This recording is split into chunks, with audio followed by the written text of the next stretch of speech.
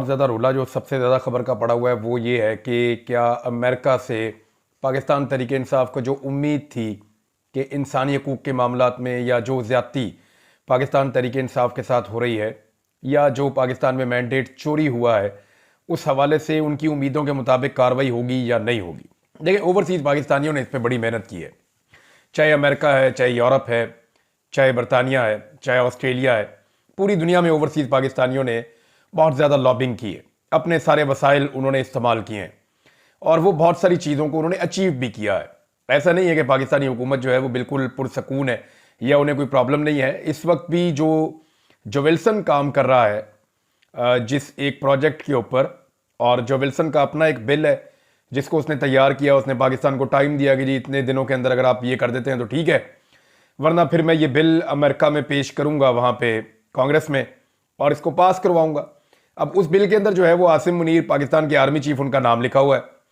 तो कुछ ज़राए ये बता रहे हैं कि जो विल्सन को अप्रोच भी किया गया है कि आप जो मर्जी नाम शामिल करें, पाकिस्तान के आर्मी चीफ का नाम शामिल ना करें, क्योंकि माजी में ऐसा कभी हुआ नहीं और ये एक ऐसा इशू है जिसके ऊपर पाकिस्तान की वहाँ पे एम्बेसी को भी और जितने भी वहाँ पे लॉबिंग फर्म्स हायर की जाती हैं उन सबको ये प्रॉब्लम है। अब ऑफ द रिकॉर्ड कुछ इन्फॉर्मेशन मेरे पास पहुंची है, कुछ चीज़ें ऑफ द रिकॉर्ड रखूंगा, कुछ आपके सामने रख दूंगा। और दो डेवलपमेंट्स है ना, एक तो ये है कि डोनाल्ड ट्रंप ने शुक्रिया अदा किया, उस शुक्रिया को लेकर बहुत सारे लोग पाकिस्तान में खुश हो गए और उन्हें लगा कि ये बहुत बड़ी कामयाबी हो गई है और हुकूमत ने कुछ सुख का सांस लिया कि उनके ऊपर एक तलवार लटक रही थी, पता नहीं डोनाल्ड ट्रंप उनके साथ क्या करेगा। लिहाजा उन्हें लगा कि अब वो जो खतरा डोनाल्ड ट्रंप की जानिब से था वो टल गया है। इमरान खान साहब ने वैसे अपने मुंह से कभी नहीं कहा कि उन्हें डोनाल्ड ट्रंप से कोई उम्मीद है या वो ये सोचते हैं कि अमेरिका उनकी रिहाई करवाएगा। वो ये कहते हैं कि जो बाइडन की इंतजामिया ने जो सपोर्ट दी है और जो उनकी ख्वाहिश के ऊपर पाकिस्तान में हुकूमत गिराई गई है, वो अमल वो समझते हैं कि वो गलत हुआ और उसमें वो जनरल बाजवा का रोल कहते हैं सबसे बड़ा था कि जनरल बाजवा ने अमेरिका को कुछ और बताया, पाकिस्तान में कुछ और बताया और उन्होंने डबल गेम करके इमरान खान साहब को डैमेज किया। फिर डोनाल्ड डू का जो साइफर है वो भी मामला आपके सामने है। अच्छा, इमरान खान साहब ने वैसे कभी नहीं कहा कि उन्हें इमरान खान को ये लगता है कि डोनाल्ड ट्रंप आएगा तो इमरान खान को छुड़ाएगा, तो ऐसा कुछ भी इमरान खान साहब ने नहीं कहा। हाँ, ओवरसीज पाकिस्तानियों ने इसके लिए बंदोबस्त किया और उनका आज भी यही दावा है कि अमेरिका से पाकिस्तान के ऊपर प्रेशर बढ़ेगा। ये दावा वो किस बुनियाद पे कर रहे हैं चीज़ें मैं आपके सामने रखता हूँ, लेकिन बाबर एवान साहब कह रहे हैं कि कभी भी मदद के लिए ट्रंप की तरफ नहीं देखा। निज़ाम आजकल ट्रंप को इज्जत दो की मुहिम चला रहा है। दहशतगर्द को अमेरिका भेजा गया, किसी मुलजिम को अमेरिका के हवाले करना ही था तो आफिया सिद्दीकी वाला मामला भी हल कर लेते। ये भी जनाब सवाल उठाया। इसमें एक स्टेटमेंट जो है वो CIA के सरबराह का है और ये उनका इंकशाफ है कि डोनाल्ड ट्रंप ने जब पाकिस्तान का शुक्रिया अदा किया कि जो दहशतगर्द जिसका ताल्लुक IS खुरासान से है वो जब पकड़ के हवाले किया गया अमेरिका के, उसको वर्जीनिया की अदालत में वहाँ पे पेश भी किया है इब्तदाई तौर पे। फर्दर उसका केस चलेगा। उसको ये बताया गया कि तुम्हें उम्र कैद हो सकती है अगर ये जुर्म तुम्हारे ऊपर साबित हो गया तो। तर्जुमान के जरिए से वो बात कर रहा है वहाँ पे अदालत में। तो अब ये जो CIA के सरबराह है उसने इंकशाफ किया कि पाकिस्तान ने काबुल हमले के मास्टरमाइंड की गिरफ्तारी में हमारी मदद की है। पाकिस्तान से कहा था कि अच्छे ताल्लुकात करने हैं, तो ये जो हमला हुआ था काबुल एयरपोर्ट पे, इस हमले की दहशतगर्द की गिरफ्तारी जो है हमारी तरजीह है। ओहदा संभालने के दूसरे रोज ही पाकिस्तानी हुकाम से रब्ता हुआ था। ये CIA के सरबराह ने इंकशाफ किया है, कुछ जगहों पे ये बात रिपोर्ट भी हुई है। लेकिन ये जो सारा मामला है ये एक एपिसोड है। मेरा ओवरसीज पाकिस्तानियों से रब्ता हुआ है जो अमेरिका में अमेरिकन हुकूमत के साथ एंगेजमेंट में है, जो विल्सन से भी मिलते हैं, बाकी लोगों से भी मिलते हैं, सेनेटर्स के साथ राब्ते में भी रहते हैं। वहाँ डॉक्टरों की एक बहुत बड़ी तंजीम है, वो भी अपने तौर पे काम करती रहती है। तो दूसरी बड़ी खबर इसके साथ जुड़ी हुई ये है कि स्टेट डिपार्टमेंट के अंदर जब क्वेश्चन उठाया गया पाकिस्तान के हवाले से, स्पेशली इमरान खान साहब का नाम लेते हुए, तो वहां से जवाब नहीं दिया गया इसके ऊपर। यानी नॉर्मली पहले क्या होता था, पहले ये होता था कि जो व्हाइट हाउस के तर्जुमान है वो खुलकर ये कह देते थे कि जी वो पाकिस्तान का अंदरूनी मामला है, पाकिस्तान की अदालतें आज़ाद हैं, पाकिस्तान की अदालतें जाने और इमरान खान का मामला जाने। हम पाकिस्तान के अंदर जो है इंसानी हकूक़ के मामलात को देख रहे हैं और हम पाकिस्तान को अपने एक ऐसे शराकतदार के तौर पे देखते हैं जो दहशतगर्दी के मामलात में पाकिस्तान की मदद करता है। पहले ये एक स्टीरियोटाइप जवाब होता था। तो अब जो है वो इन्होंने इसके ऊपर डेलिबरेटली जवाब नहीं दिया। जवाब ना देने के दो मतलब हैं, या तो उन्हें पता ही नहीं है अभी कि इसके ऊपर हमने पोजीशन क्या लेनी है, या फिर वो अभी जवाब देना नहीं चाहते, या उन्हें लगता है कि हमें पोजीशन पहले लेनी चाहिए और उसके बाद फिर हम जवाब देंगे। पोजीशन लेने के हवाले से ये क्लेम किया गया ओवरसीज पाकिस्तानियों की जानिब से कि मैं नाम उनके नहीं ले सकता, वो लोग राब्ते में हैं अमेरिकन के साथ, जिसका मैं नाम ले लेता हूँ अगले दिन पाकिस्तानी सफारत खाना मुतहरक हो जाता है, पाकिस्तान में भी उनकी जो फैमिली है उनके लिए प्रॉब्लम हो जाती है। तो उन्होंने ये बताया कि जनाब जो विल्सन ने ये बताया है कि जो भी वो कर रहा है ये वो अकेला नहीं कर रहा, ये उसकी पार्टी की पॉलिसी है जिसके तहत वो ये कर रहा है। अब दो बिल आने वाले हैं नादरीन, एक बिल आ रहा है जो विल्सन लेकर आ रहा है, और दूसरी एक बाइंडिंग रेजोल्यूशन आ रही है, उसके ऊपर भी काम चल रहा है। और जो ओवरसीज पाकिस्तानी हैं अमेरिकन, वो लगातार सेनेटर्स के साथ राब्ते भी कर रहे हैं ताकि जितने ज्यादा कांग्रेसमैन के वोट्स वो तोड़ सकें, उन वोटों को तोड़ के वो अपनी बाइंडिंग रेजोल्यूशन को भी कामयाब बना लें और जो विल्सन का जो बिल है उसमें भी कामयाबी हो जाए। अब इस वक्त सिचुएशन क्या है, जो उन्होंने दावा किया वो मैं आपके सामने रख देता हूं।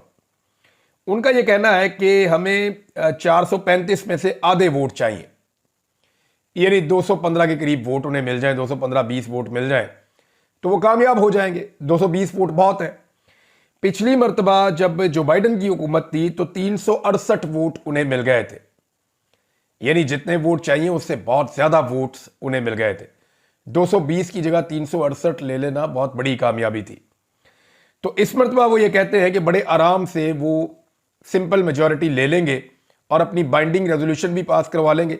और अगर ये बिल जो विल्सन का है ये ईद से पहले लाने का इंदिया दिया है जो विल्सन ने ओवरसीज पाकिस्तानियों को कि ईद से पहले मैं ये बिल लेकर आऊंगा, तो अब अगर जो विल्सन का बिल आ जाता है उसके बाद बाइंडिंग रेजोल्यूशन आती है और उसके अंदर तो 11 लोगों के नाम है।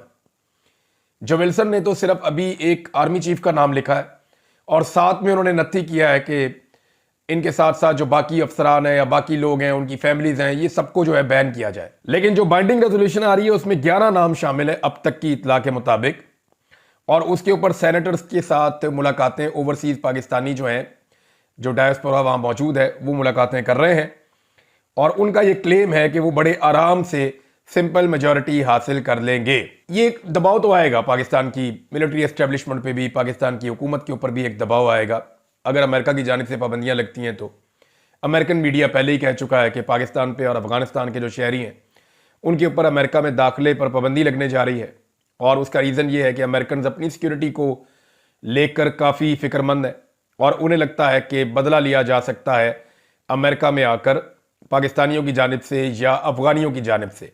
वैसे भी दहशतगर्दी जो है वो इस वक्त अफगानिस्तान से ज़्यादा पाकिस्तान में है।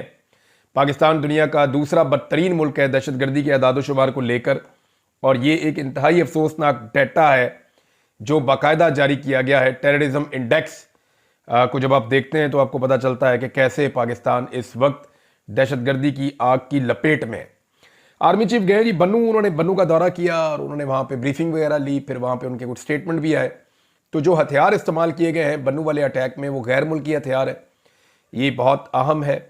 और दूसरा उन्होंने ये क्लेम किया और ये उन्होंने कहा कि अफगानिस्तान की सरजमीन जो है वो महफूज पनाहगाह है दहशतगर्दों की, और उसे इस्तेमाल किया गया है और दहशतगर्द वहाँ से आए और उन्होंने पाकिस्तान के अंदर अटैक किया। अब ये इसमें दो राय है। एक राय जो है मौजूदा हुकूमत की है, हुकूमत ये चाहती है कि अमेरिका के साथ मिलकर पाकिस्तान अफगानिस्तान में ऑपरेशंस करे और अफगानिस्तान को असलहे से पाक करे। अब ये एक ऐसा एडवेंचर है जिसमें अमेरिका को दोबारा से एक जंग की दावत दी जा रही है कि जो जंग आप पीछे 20 साल लड़के नहीं जीत सके, आप दोबारा आए, जो असला आप यहाँ पे छोड़ के भागे हैं अब दोबारा उस असले को वापस लेने का टाइम आ गया, तो आए अफगानियों के साथ लड़ते हैं। तो क्या ये पॉसिबल होगा, अमेरिका इस लड़ाई में आएगा? तो साफ मेरी तरफ से ये जवाब, और मैं क्लियरली आपको बता रहा हूं कि अमेरिका कभी भी इस लड़ाई के लिए अपनी फौजें नहीं उतारेगा। तो क्या वो बाहर बैठ के पाकिस्तान की फौज को लड़वाएगा अफगानियों के साथ, इस बारे में अभी हम कुछ नहीं कह सकते। लेकिन ये बात कंफर्म है कि पाकिस्तान अमेरिका को इस लड़ाई के अंदर लाना चाहता है, क्योंकि पाकिस्तान में इस वक्त दो तरह की सोच है। एक जो हुकूमत की सोच है या एस्टेब्लिशमेंट की है, उन्हें लगता है कि अफगानिस्तान के साथ सख्ती के साथ डील करना चाहिए। दूसरा जो इमरान खान साहब का फार्मूला है, वो पहले भी ये कहते रहे कि आप अफगानिस्तान को एंगेज करें, जितनी ज़्यादा आपकी अफगानिस्तान के साथ एंगेजमेंट होगी उतनी जल्दी पाकिस्तान में अमन आएगा। अली मोहम्मद खान साहब ने भी अभी यही एक स्टेटमेंट दिया है। पाकिस्तान ने देखें अमेरिका की मदद की थी जब एंगेजमेंट करनी थी अमेरिका ने तालिबान के साथ, ये सारी दुनिया जानती है और सबको इस बात का आइडिया है कि पाकिस्तान की मदद के बगैर अमेरिका का जो महफूज इनखला है वो मुकम्मल नहीं हो सकता था। तो अब पाकिस्तान ने बहुत मदद की थी अमेरिका की। कतर के अंदर जो मुज़ाकरात हुए थे, पाकिस्तान ने सारी चीज़ों को इनिशिएट किया था। अब पाकिस्तान खुद अंगेज क्यों नहीं कर पा रहा? बड़ा सवाल यह है कि पाकिस्तान ने जो मशवरा अमेरिका को दिया और अमेरिका की जो फंदे में जान फंसी हुई थी, अमेरिका को निकाला इस अजाब में से, तो पाकिस्तान खुद क्यों नहीं निकल सकता? पाकिस्तान खुद क्यों मुस्बत और बेहतर एंगेजमेंट नहीं कर सकता अफगान तालिबान की हुकूमत के साथ? पाकिस्तान को यह एंगेजमेंट करनी चाहिए। पाकिस्तान को पहले तो आपस में अपनी अंदरूनी एंगेजमेंट करनी चाहिए, जिसमें जुनैद अकबर साहब ने एक स्टेटमेंट दिया। वो स्टेटमेंट मैं आपके सामने रख देता हूं। जुनैद अकबर साहब कह रहे हैं, मैं ये कभी नहीं कहूंगा कि हमारा एस्टेब्लिशमेंट से कोई राब्ता नहीं है।